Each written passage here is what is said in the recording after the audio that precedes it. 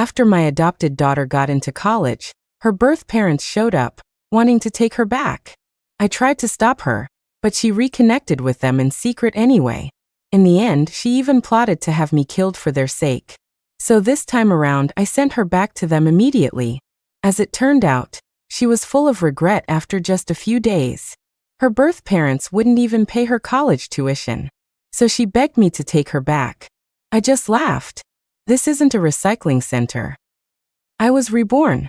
In my last life, after my car accident, my adopted daughter, Chloe, personally signed the papers to stop my medical treatment. After I died, she leaned in and whispered in my ear, "Claire, did you know? I'm the one who sabotaged your car." She practically spat the words out. I hate you for the 25 years I lost. For the father's and mother's love that should have been mine. I was like, ? Fantastic. I'd spent 25 years raising a child someone else threw away, only to be repaid with hatred. She was ruthlessly efficient, too. No di less. I was cremated and in an urn the very same day. Then, she took my inheritance and went off to play the dutiful daughter to her birth parents. But as fate would have it, I opened my eyes and found myself 7 years in the past. It was the day her birth parents showed up at our door. When they arrived, Chloe had just finished her college entrance exams and happened to be home. Her birth mother, Brenda, clutched her hand, her eyes swimming with tears. "My sweet girl," she sobbed. "Mommy has finally found you."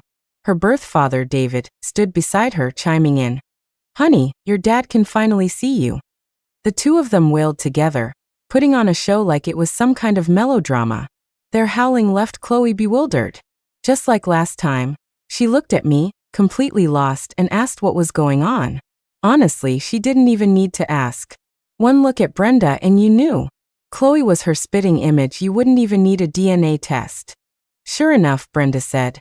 "We look exactly alike. You're my daughter. If a neighbor hadn't told me a few days ago that she saw a girl who looked just like me, I'd still be looking for you." Then she started crying again, weaving a story full of holes for Chloe. "You were only 2 months old. I took you to the market, but I had to use the restroom. I just left you outside for a moment, and when I came back, you were gone." David added, "We've been searching for you for 18 years. There hasn't been a single moment we weren't thinking of you." Chloe looked at me again. "Mom, is what they're saying true?" I didn't say a word. Last time, I'd kicked Brenda and David out immediately. After they left, knowing I couldn't keep it a secret forever, I told Chloe she wasn't my biological daughter. Thinking she was only 18, still innocent and unweathered by the world, I tried to reason with her, to explain how cruel people could be. I told her she had been abandoned on my doorstep during the coldest part of winter. If they truly loved her, how could they have left her out in that kind of weather? And what if I hadn't been home, or if I had refused to take her in? Could a tiny baby have survived on her own? I even told her that after finding her, I had gone out advertised my way to look for her birth parents, but no one ever came forward. But while I was worried about her naivete, Chloe was the one who gave me a rude awakening. All my reasoning was no match for the pull of blood is thicker than water, and a few sweet nothings from her birth parents. At the time, she'd firmly told me she would never acknowledge Brenda and David, and she even comforted me saying, "Don't worry, Mom. You're the only mother I'll ever have." But once she was in college, she started meeting them behind my back. After graduation, she was tricking me out of my money to give to them. It was because they had told Chloe they'd spent their life savings looking for her. So much so that they couldn't even afford to raise their son. When I accidentally saw her bank transfers and the messages between her and her birth parents, I scolded her for being so clueless. They didn't raise you, but now they expect you to help raise their son. Don't you see what's happening? Instead, she accused me of meddling. "They're my birth parents," she yelled. "They searched for me for years and finally found me. If I don't acknowledge them, what will people say? That I'm ungrateful, a heartless snake? I don't want people talking behind my back. Besides," she continued, "I'm an adult now. Can you please stop trying to control every aspect of my life?" Then for the final blow, she hit me where it hurt. "No wonder your husband left you. It's because you stick your nose in everyone's business." After twisting the knife, she slammed the door and stormed out. To be fair, the reason my ex-husband and I divorced had nothing to do with Chloe. We divorced simply because I couldn't conceive. There was an old wives' tale in our town that if a couple was married for a long time without children, they could adopt a child, and if that child was fated to have siblings, the couple would soon have a child of their own. That was one of the reasons we adopted Chloe. But 4 years after we adopted her, I still wasn't pregnant, and my ex-husband's family was obsessed with carrying on the family line. They all started to panic. My former mother-in-law forcefully ordered us to divorce so he could remarry. My ex was a total mama's boy, so he listened to her and left me. But even though adopting Chloe had been a joint family decision, when we divorced, she suddenly became my problem alone. She's not my biological daughter anyway, my ex had said, refusing custody. He even threatened to send Chloe to an orphanage if the court gave her to him. After the divorce, he never came to see her, not even once, let alone pay child support. My own mother and brother also had issues with me keeping a child that wasn't mine after the divorce. They wouldn't accept Chloe. In my mom's words, "You can't even be sure your own flesh and blood will take care of you when you're old, let alone someone else's kid. What if she finds out the truth and goes looking for her birth parents? All your effort will be for nothing." My brother wasn't as blunt, but he meant the same thing. "Sis, if you're raising a kid, it'll be hard for you to get remarried if you meet someone you like." I didn't listen to them back then. I felt that since I had adopted Chloe, I had a responsibility to see it through. Besides, I was so hurt by my ex and his family that I had no intention of remarrying. So for all those years, it was mostly just me, working and raising Chloe on my own. Luckily, I was a freelancer, so it was manageable. On the rare occasions I was too busy or had to travel, my brother, despite his reservations about Chloe, would reluctantly help take care of her for a few days for my sake. Now looking at Brenda and David, here to claim their long-lost daughter, I realized they must have investigated my situation before leaving Chloe on my doorstep all those years ago. And they must have been keeping tabs on my family ever since. Otherwise, they wouldn't have been so confident leaving her with me, and they certainly couldn't have tracked me down so precisely after I had divorced and moved. I thought for a moment, then decided to return Chloe to them as quickly as possible. I nodded and said to Chloe, "It's true, you're not my biological daughter. You were left on my doorstep. You were crying so pitifully and I couldn't find who left you, so I adopted you." I paused. "But just to be sure there's no mistake, you should probably get a DNA test with them." Seeing that I wasn't objecting, Brenda chimed in, "Yes, we can do a DNA test." The next day, Chloe went with Brenda and David for the test. The day after that, her friends asked her to go shopping, and I had errands to run as well. While having lunch, I happened to run into her and her friends, and I sat at a table nearby. The DNA results weren't even back yet, but Chloe was excitedly telling her friend, "You're not gonna believe this, but I'm adopted. My birth parents found me the day before yesterday. My birth mom even gave me $1,000 and said if I acknowledge them, she'll give me a monthly allowance when I go to college." Her friend gasped, "Holy crap, that's awesome." After her surprise wore off, she asked Chloe, "So, are you going to do it?" Chloe sounded a little worried. "My adoptive mom probably won't agree. I mean, I look exactly like my birth mom, but she still insisted on a DNA test." TK. For $1,000, I'd been demoted from mom to adoptive mom. What about the countless thousands I'd spent on her over the years? It was laughable. But I thought to myself, don't be so sure. Your adoptive mom is fine with it. The DNA test is just to make sure you don't come crying back to me later, claiming they aren't your real parents. Just as I had that thought, Chloe's friend asked, "So what are you going to do?" Chloe thought for a moment, then seemed to make up her mind. Who cares what she thinks? Once the DNA results are back, if they're really my parents and she still says no, I'll just acknowledge them in secret. 2 monthly allowances, yes. That sounded exactly like something Chloe would come up with. It's what she did in my last life. A few days later, the DNA results came back. They were indeed a biological family. Chloe held the report and asked me, "Mom, should I acknowledge them?" She was asking, but her expression screamed, "I want to, so I hope you, the adoptive mom, Don't be a pain and try to stop me. It wasn't just her expression. Ever since her birth parents appeared, she hadn't once considered my feelings or asked if I'd be sad if she acknowledged them. It was like she'd been waiting for this day for a long time. So I quickly said, "They're your birth parents, after all. You should acknowledge them." I even threw the words she'd used on me in my past life right back at her. Besides, they didn't abandon you on purpose. And they spent all those years looking for you. Don't break their hearts. Otherwise, what will people say? That you're ungrateful, a heartless snake? We can't have people talking behind our backs like that. Chloe was speechless. Either way, she was going to acknowledge Brenda and David eventually. Better now than later. It would save me the cost of her college tuition.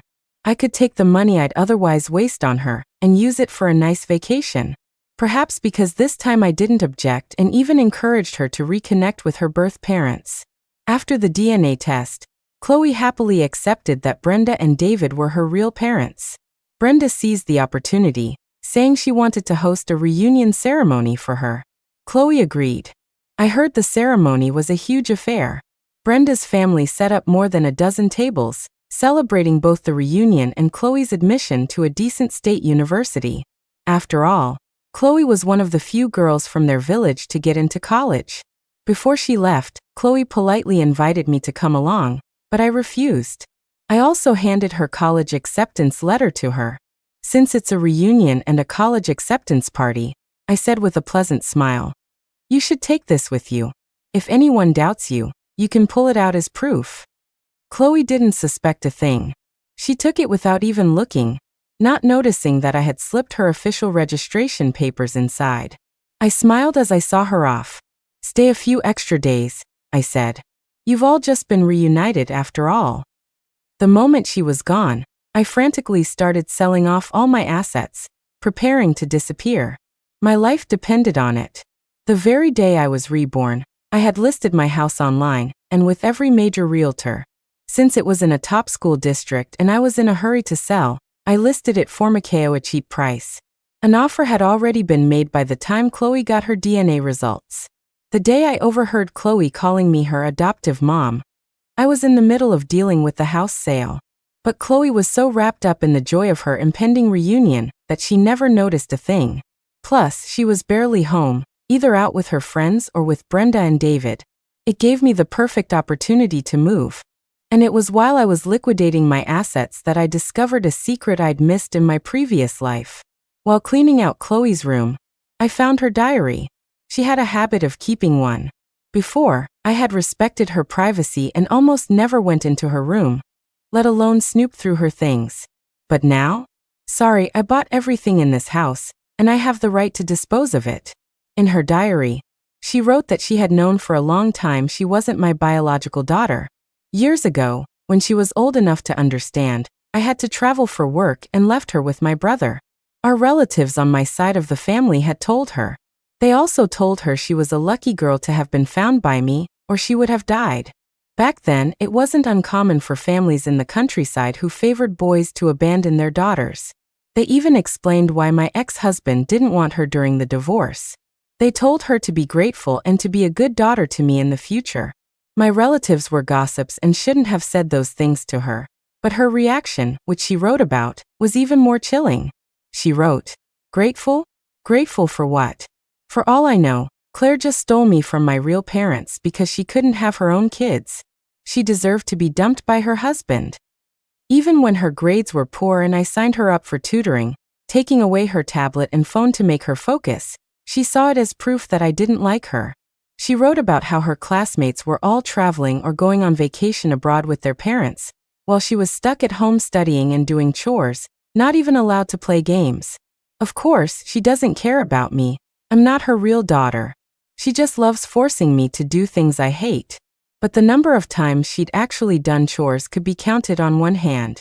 The only chores I asked of her were to clean her own room, and on the rare occasion I was swamped with work, to help tidy up the house.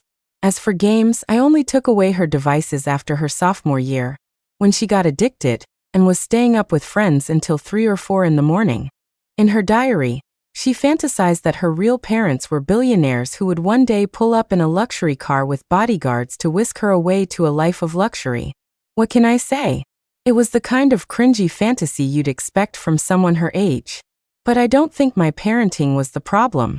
From the moment she could remember, I had always discussed things with her, respecting her as an individual. I never used my position as her mother to be a dictator, force her into things, or guilt trip her.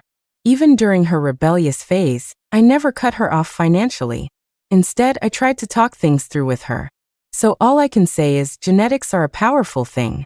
She had perfectly inherited her birth parents' selfish nature. I sold her diary to a recycling station along with the other junk, finished clearing out the house, and called the buyer to transfer the property. The closing went smoothly. 3 days later, I packed my bags and left Brighton, moving to a small town I'd always loved but had never moved to because of Chloe's schooling. I bought a new house in the town, planning to settle down for good. Chloe contacted me again 7 days later. She was about to start college and needed money for tuition and living expenses. But when she came back, she found not only that our house had a new owner, but also that I had blocked and deleted her from all my contacts. Desperate, she found a good friend of mine and asked where I was. Of course, it was a dead end. I hadn't told anyone where I was going. My friend called me to ask what was going on. I gave her the short version of the story, then told her, just ignore her.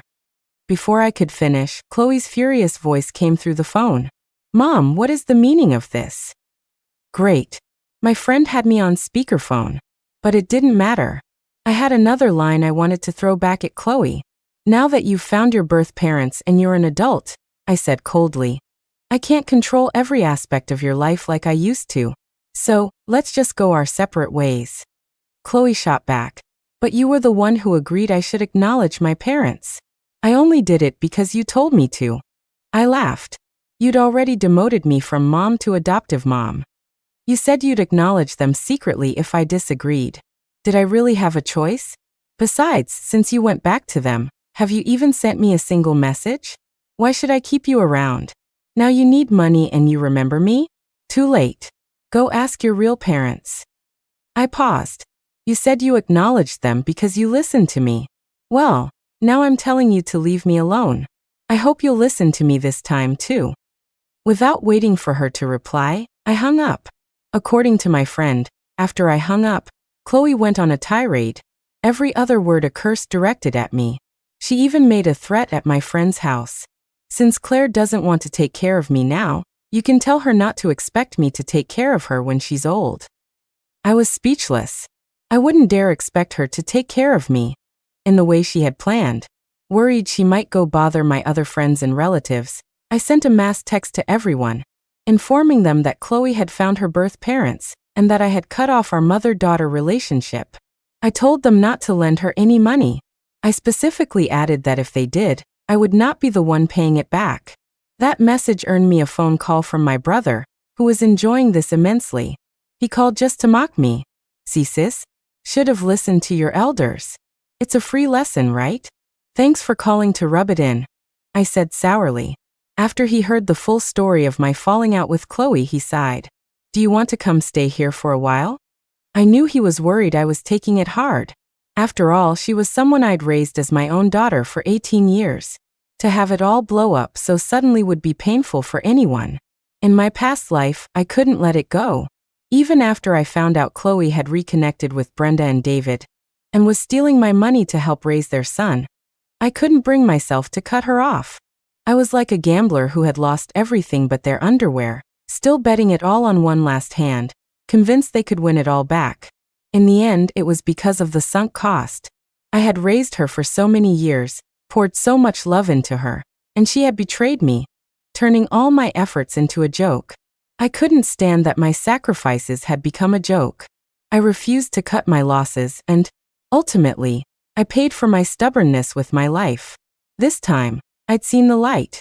The moment the burden of raising Chloe was gone, I felt a massive weight lift off my shoulders. I no longer woke up every day calculating her tuition, tutoring fees, allowance and pocket money, or worrying about how much I needed to save for her future car and house. I'd been so stressed I had to check the price of everything I bought, not even daring to buy expensive skincare. Now, I could buy the best things I wanted within my means without batting an eye. I couldn't be happier. So, I declined my brother's invitation. My brother comforted me. Don't be sad, sis. The hard times for that little snake are just beginning. No doubt about it. Without my support, she might not even be able to go to college. Brenda's family had taken her back purely to bleed her dry. She was a fool, bought off by a few trinkets and empty promises, thinking her birth parents were saints. I couldn't wait to see how this played out. I didn't have to wait long. Just 2 days later, my brother called again, specifically to tell me what was happening with her. She had gone to my brother to beg for her tuition money, crying that her birth parents were poor and couldn't afford it. Right. After our phone call, she had stormed back to her birth parents to demand the tuition, only to be met with a sob story about how poor they were. I had to laugh. Her tuition was less than $10,000 a year.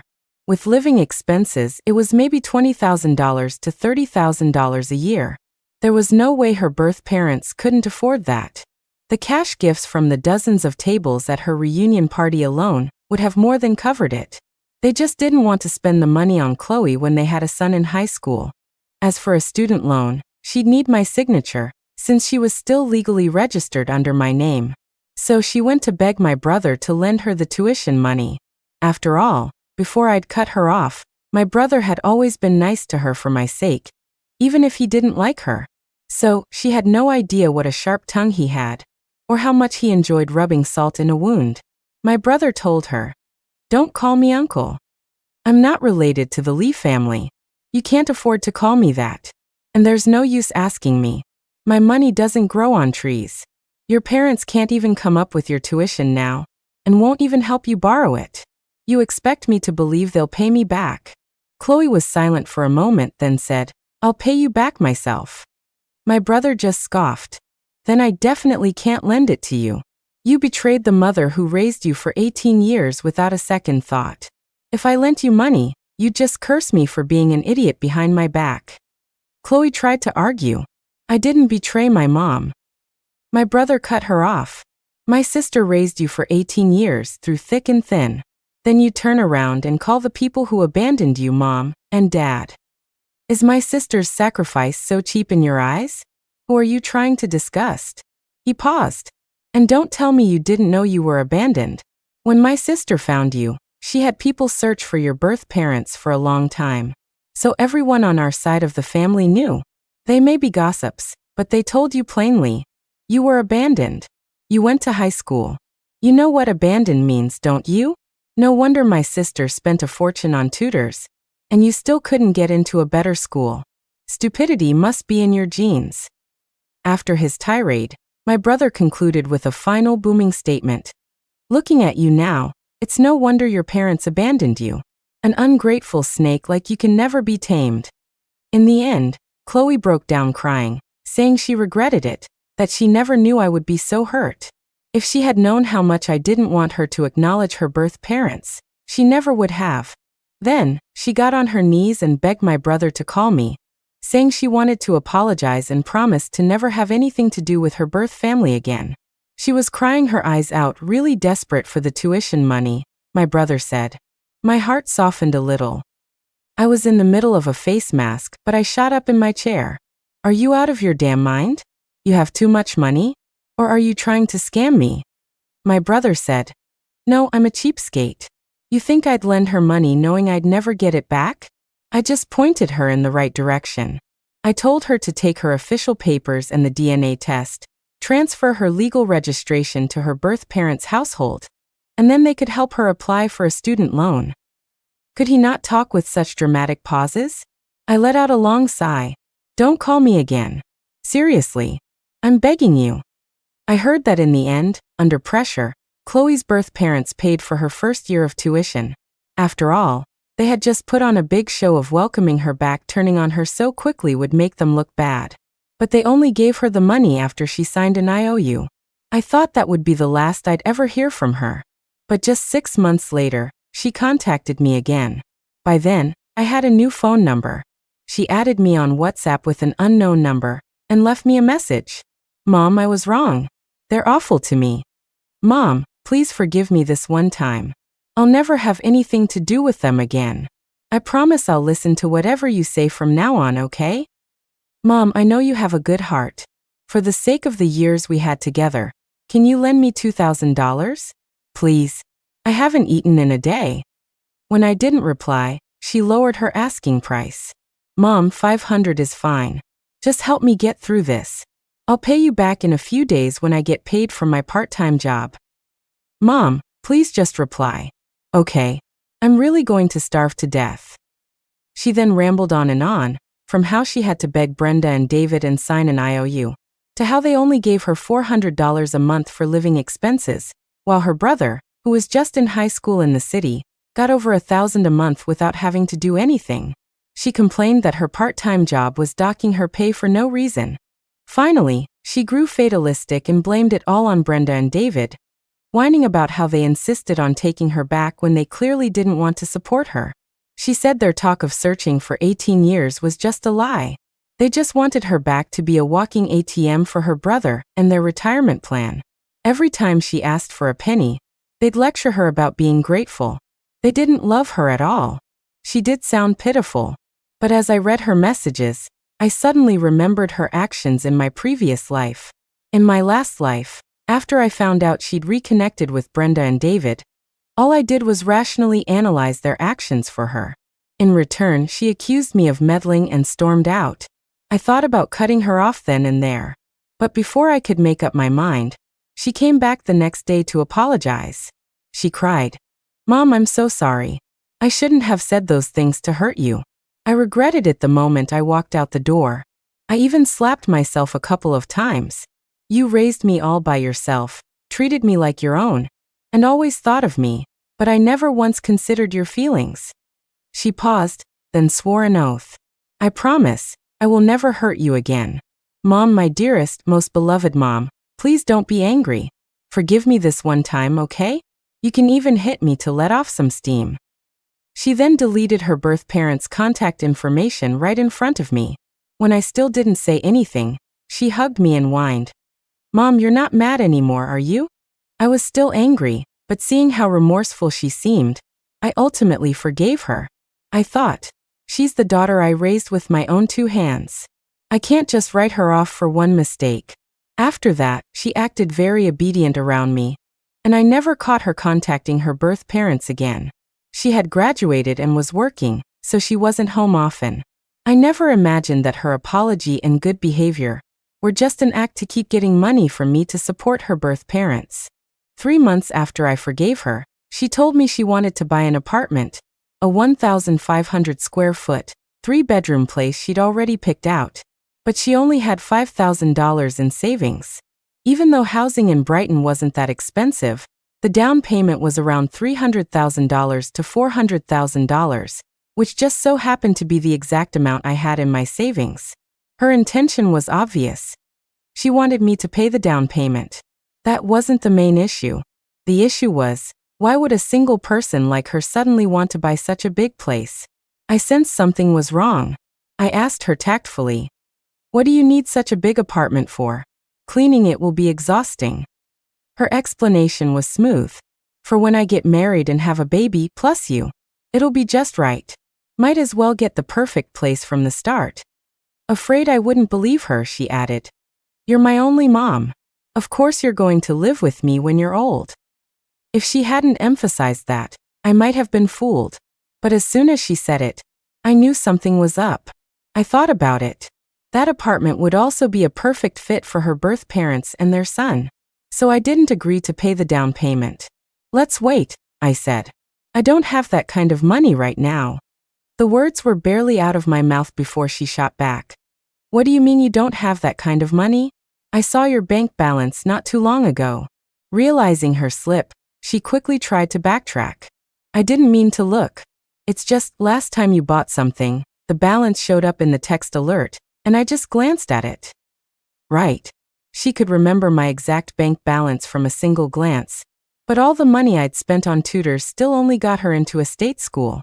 Seeing her anxious expression, I understood. This apartment was most likely for her birth parents. My guess turned out to be correct. That night, she snuck out of the house.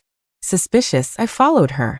I heard her outside on the phone with her birth parents, complaining about me. Claire says she loves me and has always treated me like her own daughter, but she won't even cover the down payment for an apartment. It's not like I'm asking her to pay the mortgage. After they said something, she continued, "Don't worry, Mom, I'll definitely get you this apartment. You suffered for so many years in the countryside looking for me. Now that I'm grown up, I won't let you suffer anymore. I'll figure out a way to get the money myself." So her idea of not letting her birth parents suffer was to make me suffer and foot their bill? Her devotion was literally killing me. At that point, I had completely given up on her. But it was too late. After I refused to pay, her desperation for money led her to plot my murder. A few days later, I was gone. If Chloe hadn't leaned over my dead body to tell me the truth, I would have died believing it was just an accident, that my car's brakes had suddenly failed. Now, looking at Chloe's complaints about Brenda and David, I laughed. In her past life, she thought Brenda and David loved her, but that was only because they didn't have to spend any significant money on her. A few cheap gifts and sweet words were all it took to get Chloe's much larger contributions in return. This time, when they were the ones who had to pay, of course they weren't happy. Their true colors were exposed much sooner. I replied to her, "Isn't this the fatherly and motherly love you always craved? You got your wish. Be grateful." Then I blocked her new number too. Never trust a crocodile's tears. Even if she were really starving to death, that was her problem, and it had absolutely nothing to do with me. Besides, her legal registration had already been transferred away from me and back to her birth parents. We were complete strangers. I had no interest in whether she lived or died.